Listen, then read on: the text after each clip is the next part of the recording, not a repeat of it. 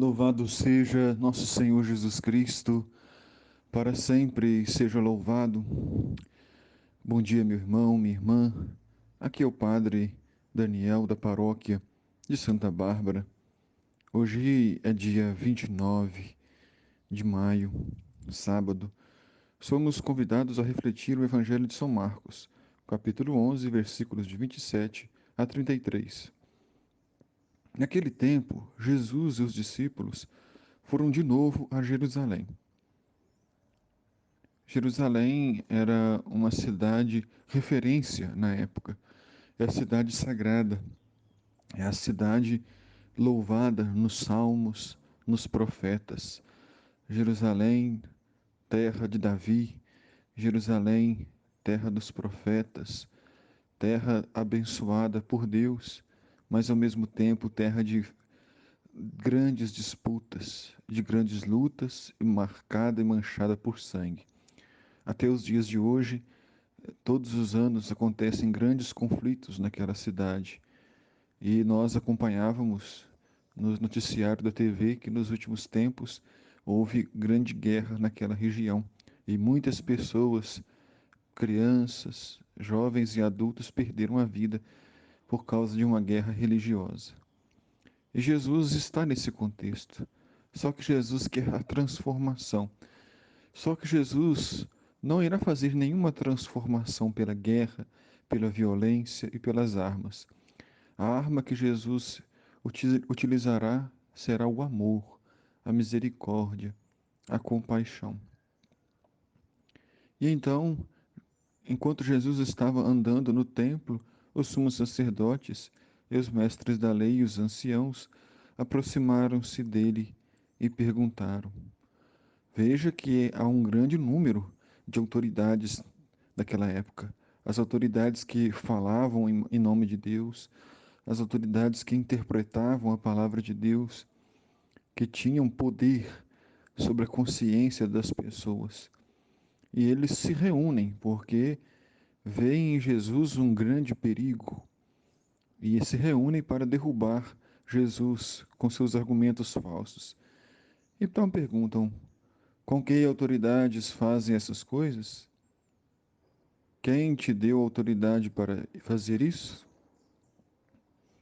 Jesus respondeu: Eu vou fazer-vos uma só pergunta. Se me responderdes, eu vos darei e vos direi com que autoridade faço isso. Então, os mestres, os doutores, os fariseus, eles estavam preocupados e queriam saber quem havia enviado Jesus. Qual era a sua autoridade? Quem era o seu mestre?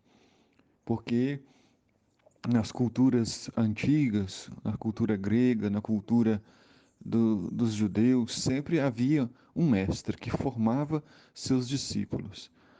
E as pessoas eram sempre enviadas para espalhar aquela doutrina em nome de uma religião, em nome de um Deus, em nome de um mestre.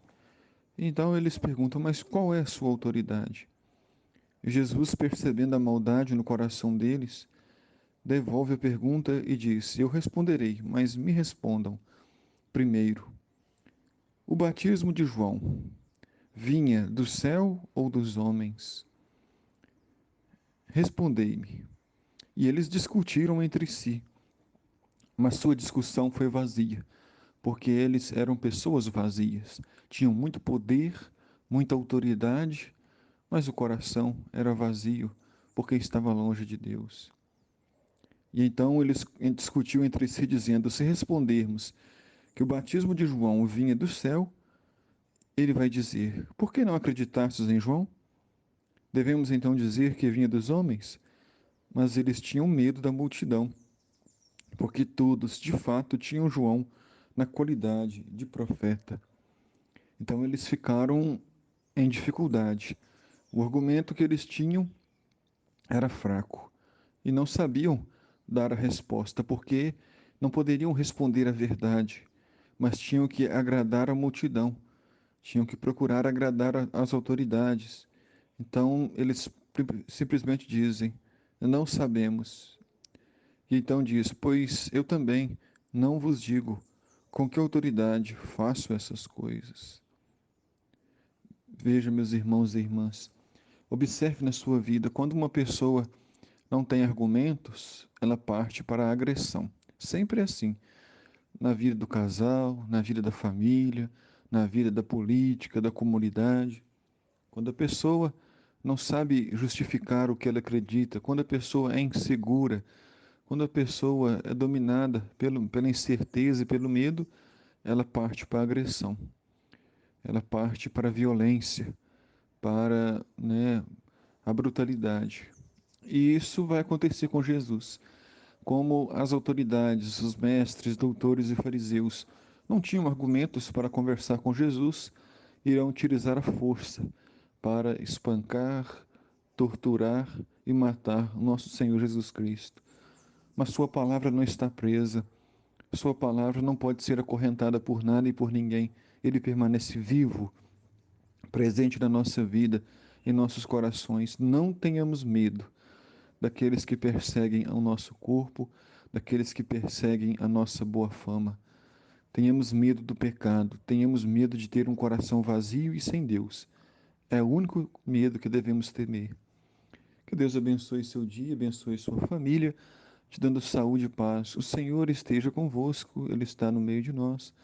A bênção de Deus Todo-Poderoso, o Pai, Filho e o Espírito Santo. Amém.